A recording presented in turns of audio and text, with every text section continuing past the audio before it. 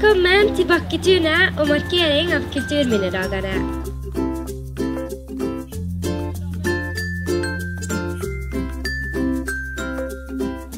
Aldeles finurlig redskap.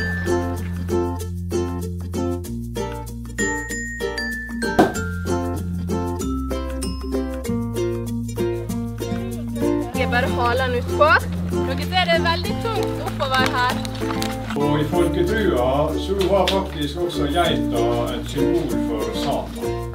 Jeg har forresten liggende en buk med det laks. Han er 18 år nå.